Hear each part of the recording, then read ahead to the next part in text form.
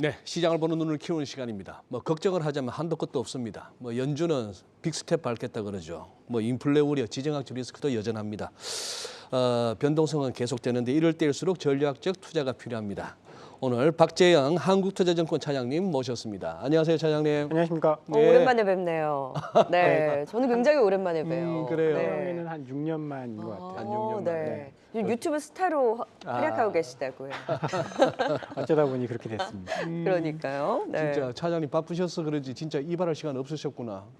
저는 게을러서 그렇고. 네. 오늘 좀 이슈가 됐던 거 한번 좀 짚어주시죠. 네. 네, 자. 오늘 시장은 사실 조금 조정을 받고 있는데요. 일단 제가 생각하기에는 베어 마켓 랠리가 좀 끝나가고 있다. 베어마켓 랠리. 네, 나스닥도 꽤 많이 올라왔고요. 네. 우리 코스닥 시장도 저점에서 10% 이상 상승을 했거든요. 그런 걸 보면 누가 보더라도 지금 시장이 추세적으로 상승하는 시장이다라고 보고 있지는 않잖아요.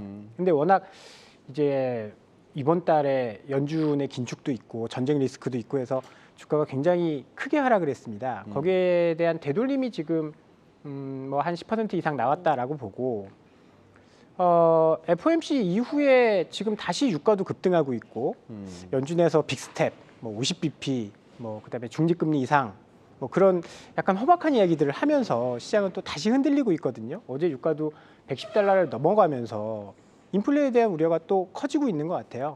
그러면서 상승분을 지금 조금 되돌리고 있다, 그렇게 보시면 될 것 같고요. 시장은 당분간은 그럴 것 같습니다. 불확실성이 해소되지 않는 한 지금 뭐 아무것도 해소된 게 없잖아요. 전쟁도 계속하고 있고. 그렇죠. 5월 달에는 물론 이제 25bp 올리기는 했지만 그러면 끝난 거 아니냐라고 생각을 하시는 분들도 있겠지만 지금 또 다시 나온 거는 50bp 얘기가 나오고 있어요. 그러면 그건 또 5월 달에 불확실성이 될 수 있거든요.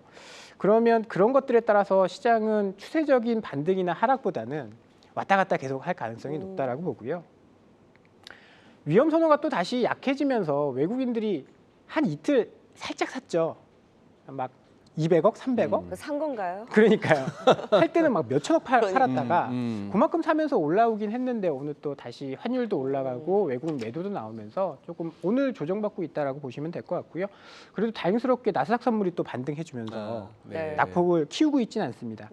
그리고 시장에서는 좀 안 좋은 뉴스들도 많았어요. 오늘 아침부터 삼성전자의 블록딜, 네. 그다음에 뭐 카카오 게임즈 같은 경우에는 12 할인, 이제 전환될 물량. 게 31일 날 5천억 있다. 그리고 어저께는 삼성 SDS 블록들이 있었죠. 셀트리온 블록들이 있었죠. 이런 것들이 다 오버행 악재거든요. 시장은 뭐 사실 많이 떨어져 있고 바닥이긴 한데 이런 악재들도 함께 오늘 작용을 하면서 좀 조정받고 있다라고 보면 될 것 같습니다. 그러니까 결국 지수는 갇혀 있고 지금 종목들만 너무나 정신없이 들쑥날쑥 오르락 내리락을 하고 있잖아요. 그 중심에 전쟁 관련한 테마, 그리고 이제 대선 이후에 이제 정책 기대감이 있는 쪽의 테마인데, 우리가 쭉 살펴보면 이른바 철수주라고 불리는 정책 관련한 종목들도 지금 앞서서도 우리가 짚어봤지만 굉장히 투기적으로 움직이고 있고, 뭐 건설 쪽은 움직이다가 좀 쉬어가죠. 그 원전주들은 최근에 좀 개별 플레이를 하고 있는 것 같아요. 굉장히 그 정책이라든지 전쟁의 테마가 너무나 이제 순환매가 빠르고 이 안에서도 박자 맞추기가 쉽지 않은데, 이 흐름의 그 힘 중심을 좀 어떻게 보고 계세요? 일단은 뭐 저도 이제 시장에 있으면서 몇 번의 대선을 겪어봤는데 이번처럼 대선 관련된 종목이 움직이지 않았었던 해는 없었던 것 같아요.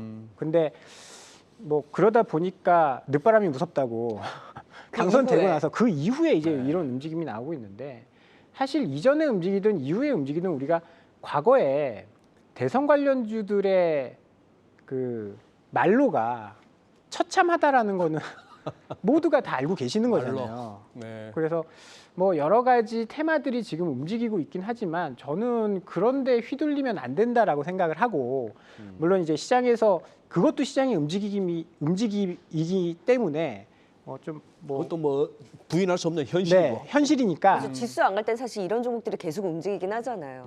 자기가 제어할 수 있다라고 한다면 아주 작은 비중을 가지고 트레이딩 할 수는 있다라고 보는데, 여기에 내 인생을 건다라는 건 굉장히 굉장히 위험한 짓이다라고 생각을 하고요. 그래서 사실 본인을 자기가 잘 이렇게 컨트롤할 수 있는 사람이 주식시장에 많지 않아요.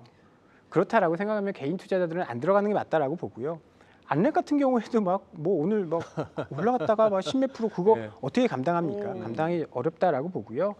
뭐 원전 같은 테마주들이 지금 뭐 추세나 이런 걸 가지고 좀 움직이고 있는 것 같긴 한데 이런 쪽은 어떻게 보면 이제 친환경이라는 측면에서는 뭐 대선을 떼놓고 뭐 볼 수 있는데 변동성이 너무 심하다라는 건 좀 주의를 하셔야 될 것 같습니다. 네. 네. 네. 우리 또 뭐 박재영 차장님은 또 이렇게 영어 이니셜 하다 보면은 또 정권계의 JYP인데 네, JYP입니다. 어머 왔네요.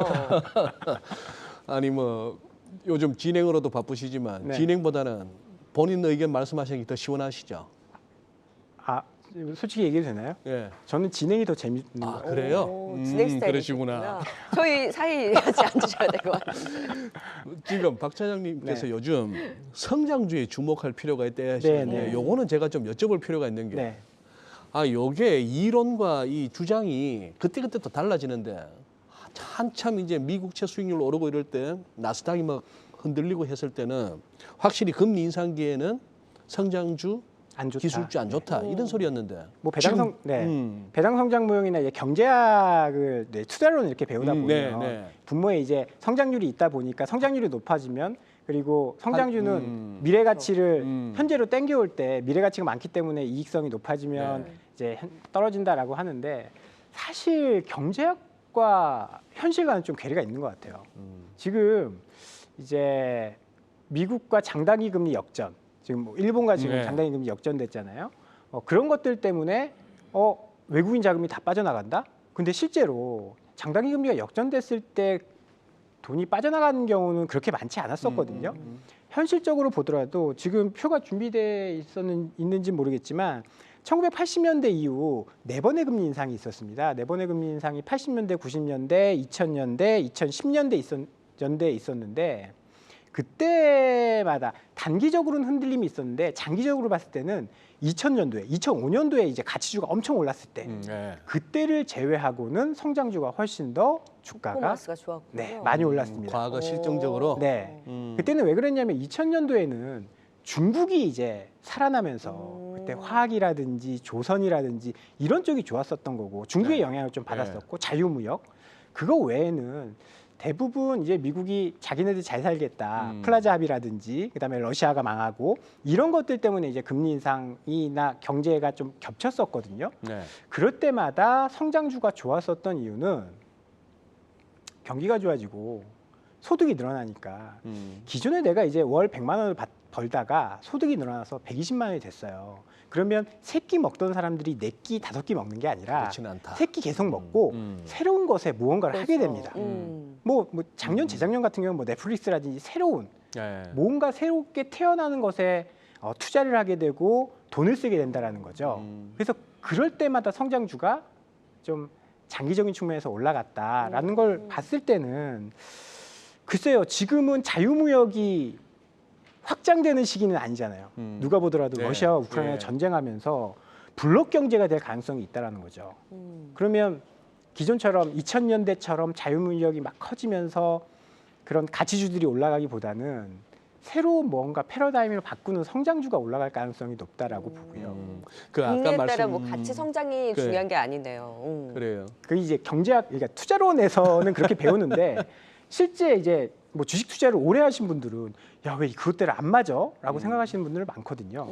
지금 차장님 말씀하셨듯이 연초에 나스닥이 막 자빠질 때 네. 그때 제일 깔끔했던 설득력 있던 설명이 그거였어요. 미래 이익을 갖다가 할인하는 이 금리가 올라가니까 네, 네, 네. 주가가 떨어져야지. 네. 그때는 그게 제일 그럴듯한 설명이었어요. 그런데 사실 애플 같은 경우에는 현금이 몇백 조 있는데 그러니까 뭐 그런 게 있고. 그건 그렇죠. 뭐 안 맞는 거잖아요. 근데 지금 좀 전에 보여주신 2000에서 2010년대 금리 인상기 저 그래프도 제가 이제 조금만 이렇게 그걸 반론을 제기하자면은 저 때는 중국이란 변수가 있었어요. 새롭게 이제 네. 시장에 들어오고 그 벌어들이는 돈으로 미국 국채를 막 사니까 네. 그린스펀은 그렇게 금리를 올려도 시장 금리는 떨어지는 수수께끼가 있었고 네. 그래서 과연 저 과거의 그 경험이 이번에도 적용될지는 그거 한데 그거 한번 여쭤볼게요. 성장주는 우리 시청자 여러분이나 개인 투자자분들 잘 느낌이 팍 와요. 네. 가치주 하는데 네. 가치주 뭐 어떤 게 있어요? 사실 그거를 딱 잘라서 나눌 수가 없습니다. 음. 삼성전자는 성장주일까요? 가치주일까요? 어렵다. 그러네. 삼성전자 밸류에이션 네. 부채도 없고 음. 현금이 100조가 있고 밸류에이션 싸고 그럼 가치주라고도 할 수 있는데 뭐 새로운 뭐 반도체 기술 이런 것들은 그건 성장주라고도 할 수 그렇죠. 있거든요. 우리가 흔히 이야기하는 게 시클리컬이나 이런 쪽 철강이라든지 화학 이런 거를 대부분 뭉뚱그려서 시장에서는 그냥 가치주라고 가치주. 이야기를 하고 네. 시클리컬도 한번 우리말로 어떻게 할까요? 경기 민감주. 민감주, 그렇죠. 경기 수나- 민감주. 사이클 산업, 그러니까 철강이나 음. 화학처럼 사이클에 민감한 산업을 음. 시크리컬이라고 이야기하는데요. 그렇죠.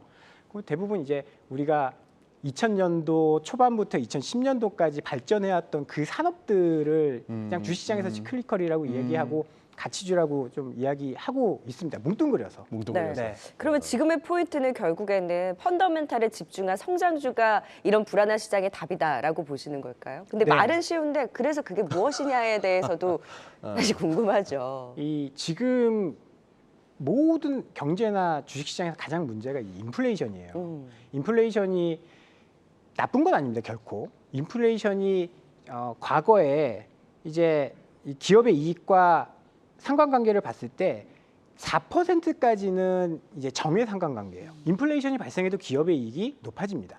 그런데 4%가 넘어갈수록 역의 상관관계로 바뀌거든요. 왜냐하면 이제 비용이 이런 것들이 많이 늘어나기 때문에 네. 기업 이익이 훼손되는군요. 그렇죠. 4% 이상부터. 근데 올해 1월에 나온 OECD의 물가 상승률 보면 7.2%. 그러면 기업의 이익이 훼손되는 구간이 지금 분명히 나올 거란 말이에요. 그러면 결국은 그러면 이렇게 기업 이익이 훼손되는 구간에서 기업 이익이 늘어나는 게 어떤 종목이냐. 여기서 올해는 이제 판가름이 날 것 같고 그런 종목들이 사실 아까 말씀드린 시클리컬, 뭐 비철금속, 에너지 이런 쪽에 많이 있습니다. 그런데 네. 그거는 좀 위험하다라고 말씀드리는 게 에너지 가격 유가가 110불을 한 5년 동안 유지할 거라고 보는 사람들이 지금 있을까요? 지금 변동성 굉장히 심해질 네, 수 있다는 그러게요. 네. 얘기예요. 그러면 그쪽에서 좀 제외된 유가를 이용하지 않는 아예 돈 떨어진 거. 네, 인터넷, 게임, 친환경 이런 쪽은 유가가 올라서 비용이나 이런 것들이 발생 안 하거든요. 네. 그런 성장주들을 좀 주목해 보시면 좋을 것 같고요. 알겠습니다. 네. 그래요, 차장님. 네. 그냥 툭툭 건드리면 막 쏟아질 것 같은데 네. 저희가 뭐 시간 관계상 오늘은 그러니까요. 여기서 줄여야 될 것 같습니다. 그렇습니다. 자주 네. 모실게요. 지금까지 한국투자증권 박재영 차장과 또 시장에 대한 전략 도움 말씀 들어봤습니다. 오늘 출연 감사합니다. 고맙습니다. 감사합니다.